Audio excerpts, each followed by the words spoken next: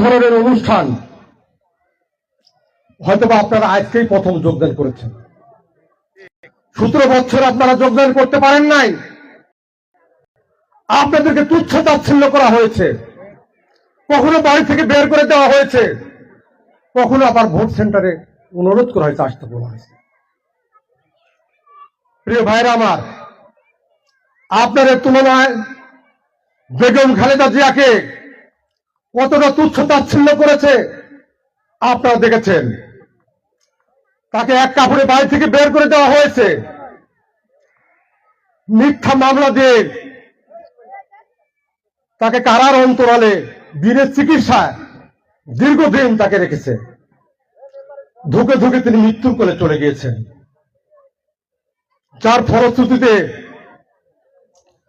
বেগম খালেদা জিয়া এই বাংলাদেশ জাতীয় দল বিএনপির জন্য যা দিয়ে গেছে, আমরা সারা জীবনেও তার এই ঋণ কখনো শোধ করতে পারবো না। তাকে বলা হয় আপোষহীন, অর্থাৎ তিনি কখনো অন্যের সঙ্গে আপোষ করেন নাই। দীর্ঘ 17 বছর যুদ্ধ করেছেন। তাকে বলা হয়েছিল, তুমি কি চাও, বহির্বিশ্বে তোমাকে পাঠিয়ে দেওয়া হবে, বহির্বিশ্বে চলে যাও। উনি বলেছিলেন, বাংলাদেশে আমার জন্ম হয়েছে, এই বাংলার মাটিতে আমি মরতে চাই, বাংলার মানুষকে ছেড়ে আমি বহির্বিশ্বে যাব না। ঠিক তেমনি তিনি প্রমাণ করেছেন।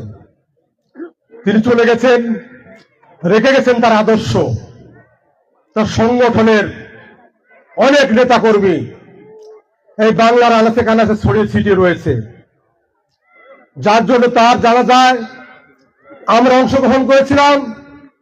সেদিন মানুষের ঢল নেমেছিল ঢাকা শহরে। আজকে সেই নেত্রী রুহের মাগফিরাত কামনায় আমরা এখানে সমবেত হয়েছি। আপনারা সবাই বেগম খালেদা জিয়ার জন্য প্রাণ খুলে দোয়া করবেন, আল্লাহ যেন তাকে বেহেশত নসিব করেন।